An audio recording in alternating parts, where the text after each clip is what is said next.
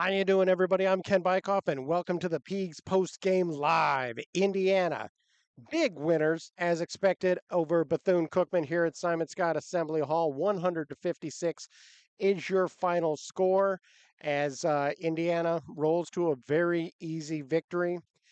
1-2-393-2600 is the number. Happy to talk IU basketball. Happy to talk IU football because obviously there's plenty going on with that. Plus, uh, going to be keeping an eye on this Michigan and Ohio State game that's going on right now. If you're listening on the podcast afterwards, it's we'll obviously know what happened there. But right now, it's Ohio State with the lead in the second half. So keeping an eye on that kind of thing is important, just to figure out who it is that Indiana is going to be playing.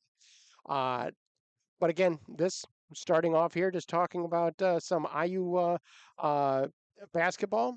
Indiana, 100-56 winners. The Hoosiers came out with plenty of energy, which is something that you obviously want from a basketball team in this one.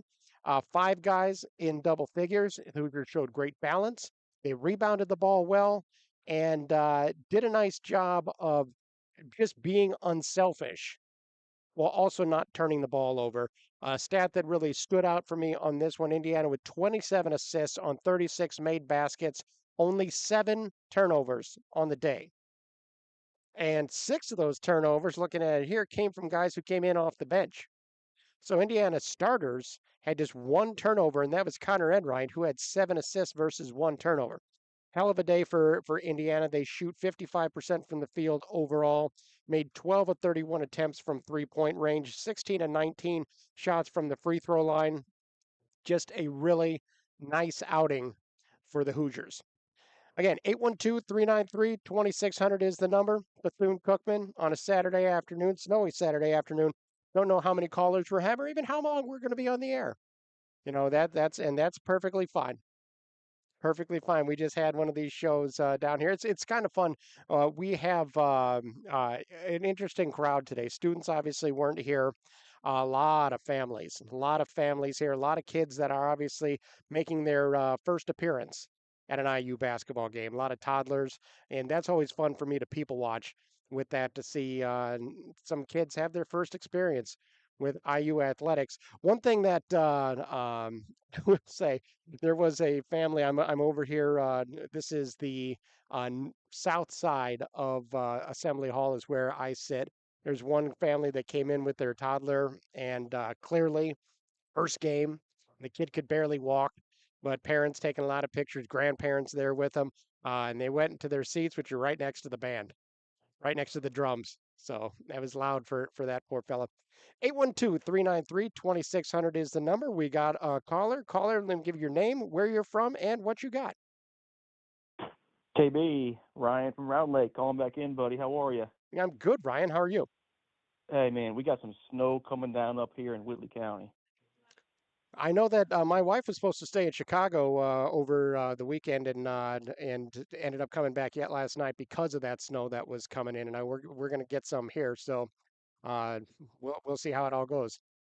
What Yes, do when sir. you? Hey, unselfish, man. That team was unselfish today.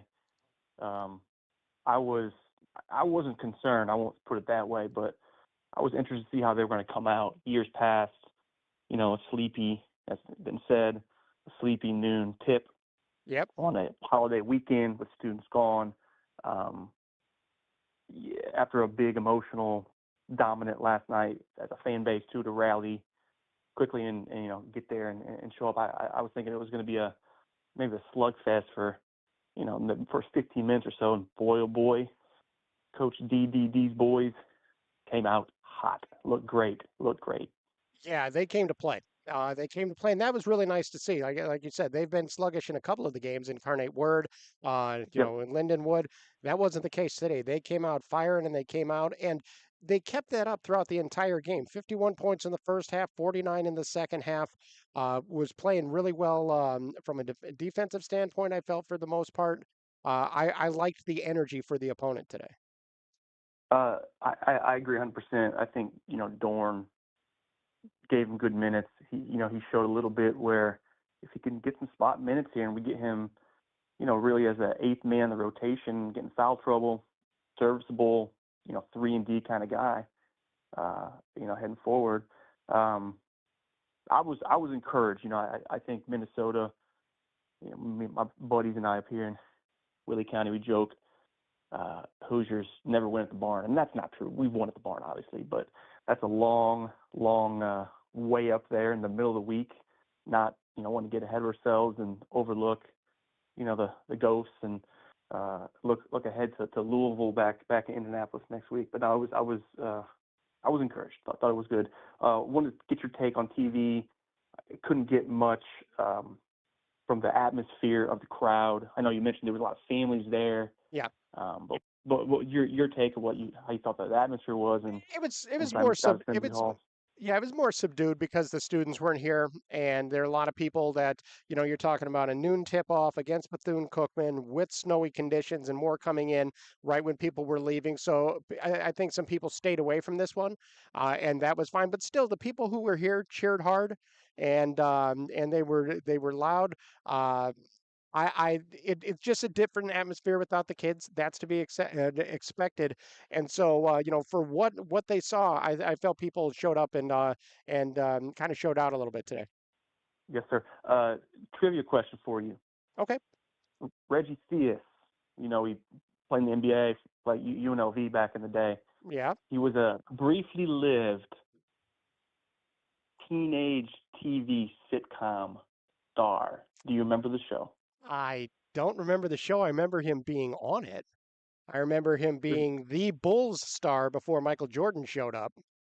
And if I'm not mistaken, Reggie Theus may have been Michael may have taken his girlfriend as well. That's what I was told. Tell me more about that. I'm interested in that. I think Juanita Jordan may have been seeing Reggie Theus beforehand. I probably shouldn't be saying these things, but Hey, that's a story that I had heard years before. So that's great. Briefly lived NBC television show Hang Time. there you go, Set there in, you go. And he set in was a coach. Indiana. He was the He wa- coach. He was he the was a coach. coach. Yeah. Yep. He was a coach for it. Yep. Yep. Hey, one last thing. Looking forward to connecting with you. What time the Hoosiers tip Wednesday? Is it 7 or 9? On Wednesday, I think it is a 7 o'clock tip off against again That makes my at Minnesota, and we'll have the call in after that for sure. hey. We'll be there. I encourage you, little baby lowdown. Give it All right. one listen I will get. between I now promise. and Wednesday evening. Lil Baby Lowdown. I'm going to write that down, and I will listen. God bless you, buddy. Stay All safe right. on Take them care. roads.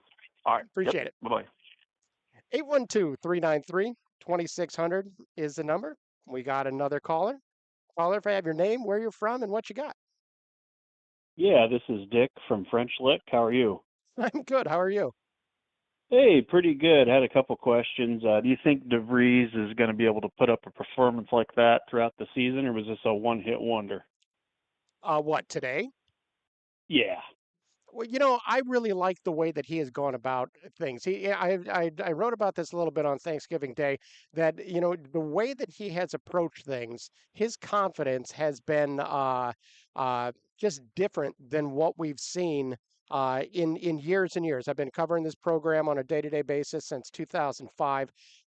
Mike Davis always felt like he had to prove that he belonged.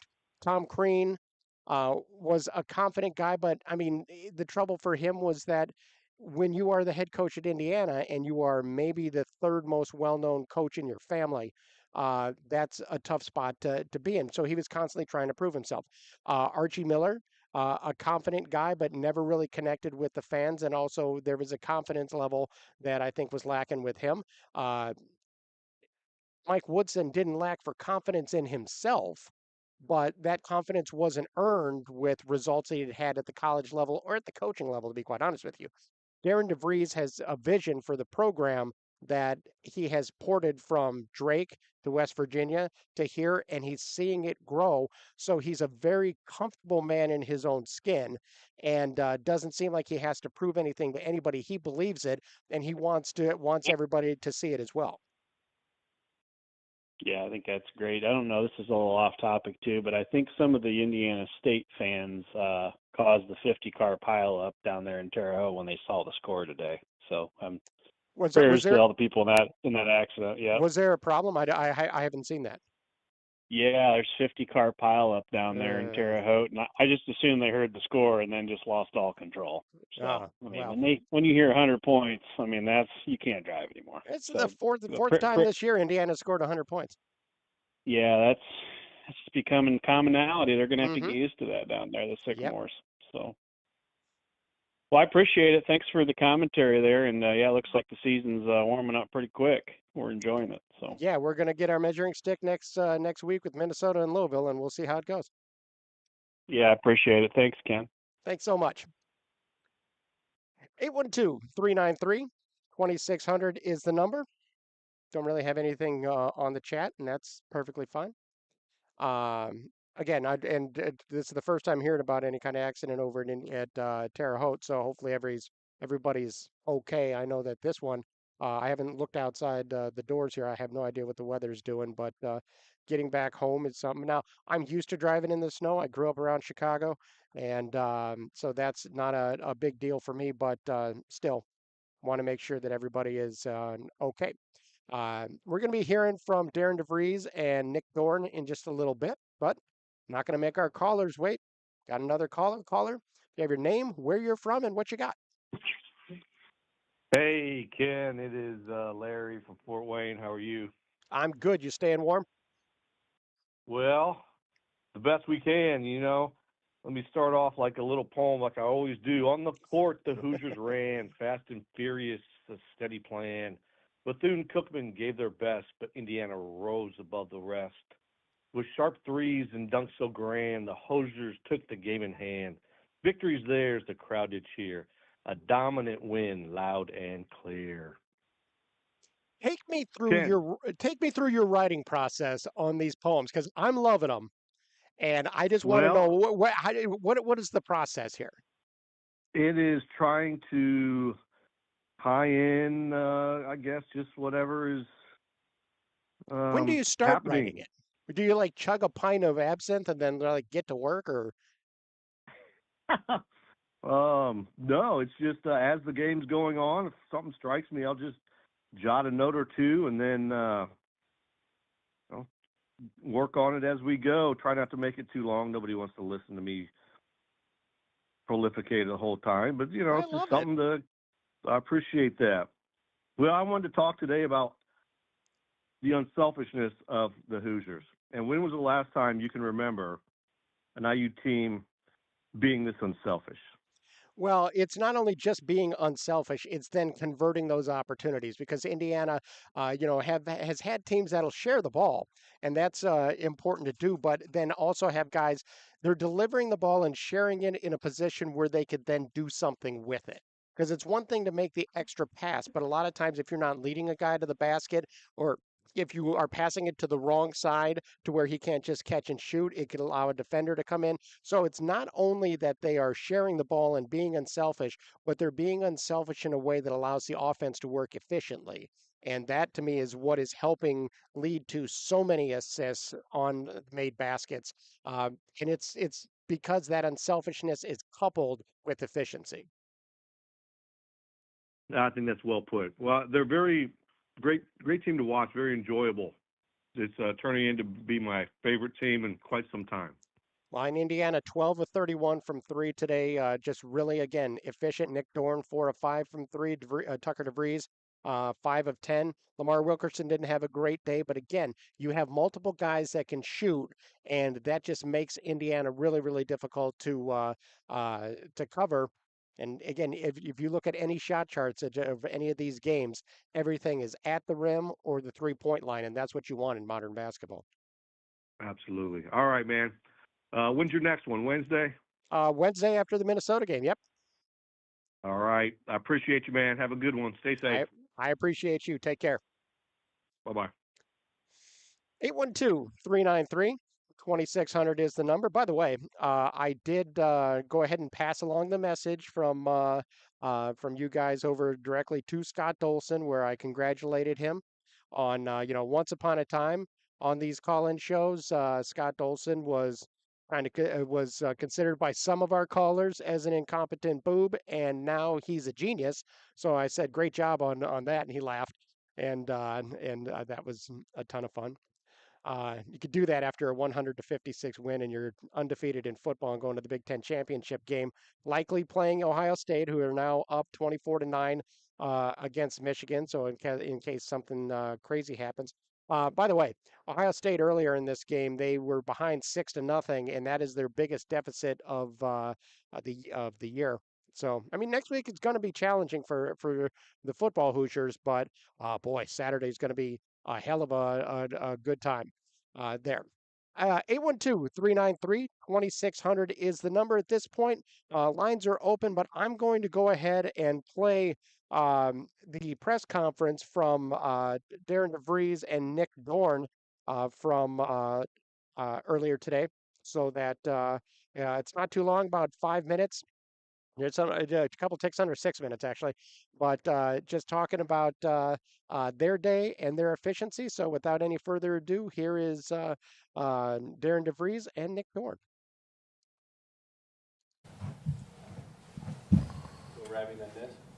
Yeah, Coach, I wanted to start off and get your thoughts on your team's passing early. It's at an elite level. I think you guys came in sixth in the country in assist rate.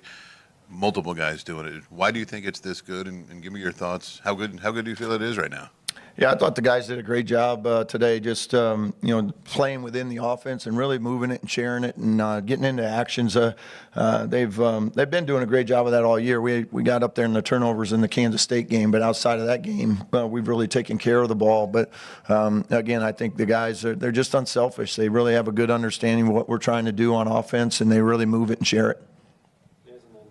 Yeah, Darren, Nick's up there with you, and he's come back from injury, and you got some other guys kind of following the same path. How do you balance bringing a guy back, slowly work him into the lineup? How tough is that? Do you listen to him? Do you listen to your trainers? Like, can you talk about the balance of trying to get them healthy but trying to stay there and improve?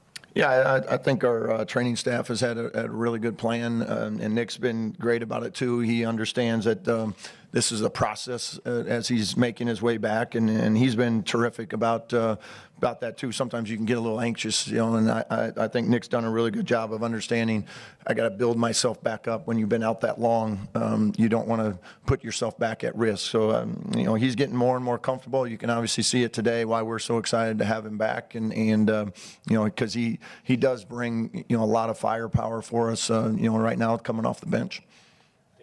It's kind of broad, but it's a team now. It's ranked. It's 7-0. You guys are top 50 in scoring. You're top 25, I think, in points allowed. Are you guys ahead of schedule, you think? I'm not really sure, if we're ahead of schedule, behind schedule. For us, it's just like, how do we keep getting better? That's all we're really consumed with, and that's what this group has done a great job of from a day-to-day approach. Hey, here's what we were good at today. Here's what we need work on, and I think they really try to focus in on that type of stuff. And the games are going to continue to get harder and harder. When you start league play, it gets amped up even more. So we're going to need a good couple days as we get ready for the next one, and that's a road game to open up Big Ten play.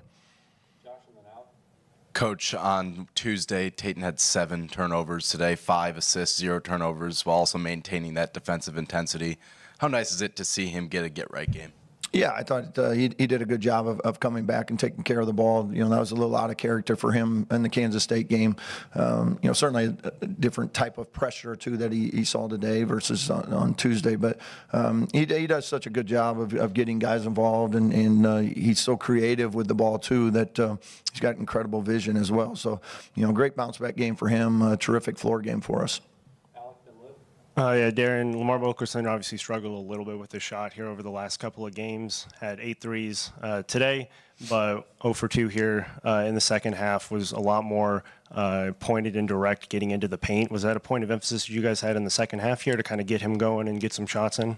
Yeah, we ran a couple things to try to get him something easy, something at the rim. Opened up the second half to try to get him started, and we were able to get him a layup and get things going. So, like I said, we're not worried about it. Just keep shooting. But I thought overall he continued to play. He had a good floor game on the defensive end as well. For Nick, what about today? Early on, made you think that this was going to be IU's day? I mean, it was a quick lead, and also for yourself. We just put ourselves in this position for the past couple days in practice at noon at this time where we're going to play. So I just feel like getting that intensity going early was a big thing for us, and just being us, playing our brand of basketball. I think it was my Thanksgiving cooking myself, but I mean, he has his opinion, I have mine. You know, so. I didn't cook anything. Come on. There you had a little bit of a marker in the schedule now. Next 4 games, 2 Big Ten games, 2 big conference, non-conference schedules and such. Are you sort of at a point where you're able to start to figure out these guys and what they do well and what they need to work on better as you go? And you feel like these 7 have prepared you pretty well for what comes next? Yeah, I think so. I think we've had a good balance there. Even the Baylor exhibition game I thought was really good for us too. So we're, we've been able to work on a lot of things, see a lot of different things, different types of defenses, different types of offenses, and that'll continue to be the case as we move forward too. But this group just continues to, and it'll be that way throughout the whole rest of the year, where every game's a new game, and it never goes the way you plan it perfectly. So I think these guys have done a great job of being able to adjust, as things get thrown at them in a short period of time, especially when you got as many new guys as we have right now. Nick, what's the process been like to get to this point? You go 4 of 5 from 3 today. Obviously being injured for most of the summer, working back, and then finally getting, 20 minutes a day and going 4 or 5 from 3. It was just doing a lot of work with Coach Horn and Vern, and just staying consistent with it. And throughout each week, it's getting better and better, and also getting game reps. That was a big part too. So even just getting in games leading up to this point, it's just been helping me get back to that speed and just get back flowing. Thanks, guys. Thank you all. All right, there was Darian DeVries and Nick Dorn from the postgame press conference. It's one of those moments that is a little bit of refreshing as DeVries jokes about his Thanksgiving cooking. There's a level of personality to Darian DeVries that has been missing from IU basketball for the past 8 years. Because Archie Miller, that was hard to get to know Archie. A little bit, not a ton of personality there. Mike Woodson was kind of the same way. Tom Crean had personality. He was interesting. So there was, that's fun for me to see with that. Let's go over some of the individual stats in this. By the way, 812-393-2600 is the number. Talk about some individual stats here. The Hoosiers led by Tucker DeVries, 20 points and 6 of 12 shooting, 5 of 10 from three-point range. He adds 3 rebounds and 5 assists in 27 minutes. He's plus 36 on the day. Lamar Wilkerson, 18 points on 7 of 15 shooting, just 1 of 8 from three-point range. But do the math on that thing. 7 of 15 overall, 1 of 8 from 3. That means the rest of the way he was 6 of 7 from 2-point range. If my math from my journalism school degree is correct. He added 3 rebounds and 3 assists to go along with the steal. 21 minutes. You had Tayton Connerway, 9 points on 4 of 8 shooting. If you want to join me, feel free. I got to get the microphone out, but I'll do that. I'm going to punch in the microphone here real quick for Trevor Andreshak. So this is the very professional organization I have working as always. As I go ahead and dig in here for the equipment, there's the microphone and now the cord. That's the challenge, that other cord. Excited. We got Jeff Rabjohns here too, but I thought you had a Coors Light there for a second and it's just a Diet Coke. I was going to ask you to grab me one.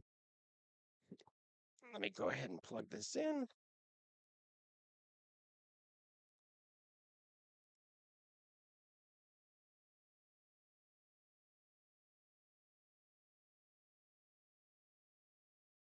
Hang tight, everybody.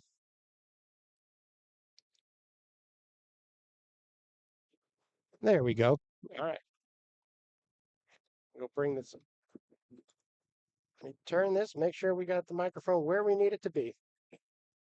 There's Trevor. I'm here. You are Save here. the day. So, your thoughts on this game, 100-56. This was a very unselfish team. Your thoughts on the team? I thought overall, coming into it, I was a little scared about the noon tip after Thanksgiving, no students here, just how the crowd would be, and then how that would affect the IU performance. If they would come out a little flat, a little sluggish, but they didn't. I thought the Tucker DeVries 4-point play early helped. Taking Connerway getting a couple acrobatic layups. I thought that got the IU team going, and they just kind of fed off that throughout the game. And overall, obviously, you can't take too much away from beating Bethune-Cookman. Right. But I just enjoyed, like you said, the ball movement and the assists, and then the energy and focus they came out and played with all the things going against them. The lower level team, outmatched team, crowd, is wine and cheese crowd, if you will, just kind of sitting back in the seats, enjoying the matinee. And they came out and brought the energy and got an easy victory, basically from the tip. The difference when it comes to energy from what we saw from this team against Incarnate Word and Lindenwood to what we saw today, just much better energy today. Yeah, I think those two games might have been just kind of getting into an autopilot mode where you're just coming out, you're the better team. If you come out and play a halfway decent game, you're going to win by 15 points or so. I think they've kind of refocused and gotten their mind on these upcoming games and knowing they need to be sharper against Minnesota, Louisville, Kentucky, Penn State.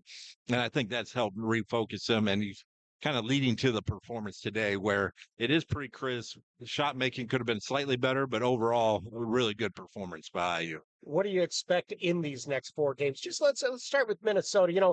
We had a caller earlier who was talking about Indiana's history at Minnesota. Is it fantastic because of everything that goes into playing at the barn? None of these guys know that. Yeah. They haven't been there. They haven't been part of that. So they'll walk in fresh with zero baggage that has to go with that. What are you expecting in their first Big Ten activity? I expect them to come out kind of like today, all business and take care of business relatively easily. I mean, this Gophers team is totally rebuilding. They don't have the talent to match up with IU.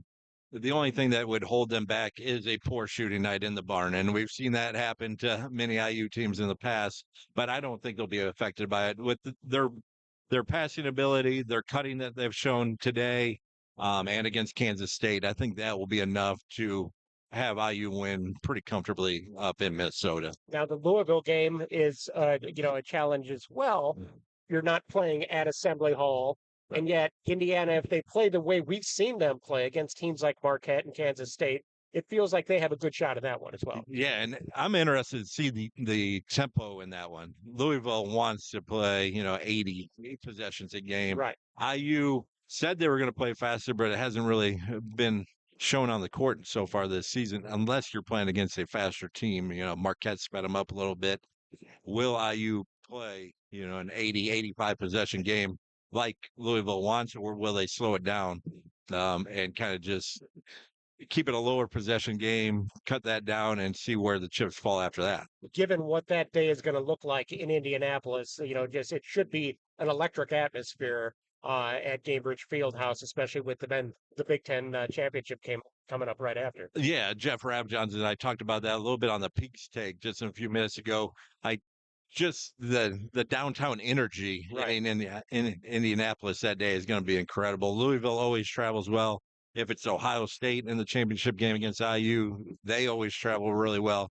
So just seeing everybody downtown Indy, those Gamebridge and Lucas Oil aren't that far apart. Right. You could walk there if you need to. So you're going to have just a ton of people in a very small area in downtown Indy. And I think it's going to be special, even if you're not going to the game. Either one of them, I think will be a special environment downtown Indy. I know it's snowy out. I'm going to let you get on the road here. Last question, though. 7 games into Darian DeVries' tenure here at IU. What encouraged you? What worries you? I think the defense is the biggest surprise to me so far. I did not think this team was going to be a good defensive team, even though Darian DeVries had a really good defensive team at West Virginia last year. I didn't think they had the pieces to match what they did there, and they are. The defensive pressure on the perimeter led by Connor Enright is really, really special. I think that's going to translate even against tougher opponents. Maybe not to this level, but, a top 25, 30 defensive team. And I did not expect them to be in that area at all. Worries probably just defensive rebounding, still closing out possessions. This Bethune-Cookman team was quite small and still got a handful of offensive rebounds they shouldn't have gotten. So I think that's the biggest worry going forward. Everything else, I think, is right on par or beating expectations so far. Trevor, thanks so much. I'll let you Appreciate get it, on the Ken. road. Be safe going home. Be safe, Rabbi. 812-393-2600 is the number. Last call for phone calls here because I got to get home too. But back to the individual performances by this IU team. I was on Lamar Wilkerson, talked about the fact that he had a great day from 2-point range, added 3 rebounds, 3 assists, had a steal. He was plus 28 on the day. Hunter Enright, we got to talk about him because he made his one field goal attempt. It was from 3-point range. 4 rebounds, 7 assists versus just 1 turnover. He's plus 35 on the day. Enright is that kind of guy who does fantastic things for your team without packing coaches, without packing the box score. But boy, you love to have him on your side. Reed Bailey, 5 points on 1 of 4 shooting, 7 rebounds, 4 assists for him, a couple of blocks, plus 26 in 18 minutes of play. Then you have again Tayton Connerway, 9 points on 4 of 8 shooting, 5 assists, 3 rebounds, 3 steals, 25 minutes, plus 32. It was just a great tune-up game for Indiana. Again, 6 of the 7 turnovers came off the bench. He had 2 from Josiah Miles in just 7 minutes of play. Sam Alexis finishes with 14 points on 6 of 9 shooting, adds 8 rebounds, a couple of turnovers, but has a block and 2 steals in 20 minutes. I continue to really enjoy his game. I think it's a matter of time, potentially, before Alexis moves into the starting lineup. So something to keep an eye on. Trent Sisley has been fantastic. 14 points on 6 of 10 shooting, 9 rebounds, 22 minutes of play. He had three fouls, but he had a very nice day and was very effective. Was one of the first ones off the bench. Nick Dorn, you heard from him earlier. 14 points on 4 of 5 shooting, all of that from 3-point range. He did have 2 turnovers in 19 minutes. A couple of walk-ons came in, including Drew Snively with 2 points on 1 of 1 shooting to put Indiana at the century mark. So Indiana just balanced offensively, unselfish. Hit the glass hard and just did a nice job. Just a really nice performance by this Hoosier ball club. On the chat, NSPR 8586 says, love that Dorn is coming along right on time. And that is a huge key, is that he is, just being a part of this team and working his way slowly into the rotation gives Indiana another option. And that's one thing that we can't sleep on. I think there's some depth here that, for a team that was kind of had to be built almost from scratch, you got to be impressed with the job that Darian DeVries has done with all of that. Obviously, it's Bethune-Cookman, so obviously that is a different level of opponent than what we're going to see over the next 4 games with Minnesota, Louisville, Kentucky, Penn State. But there's a lot to be encouraged about with this ball club. A lot of to be excited about, and we'll see if they can continue to roll. 7-0 is a very nice start.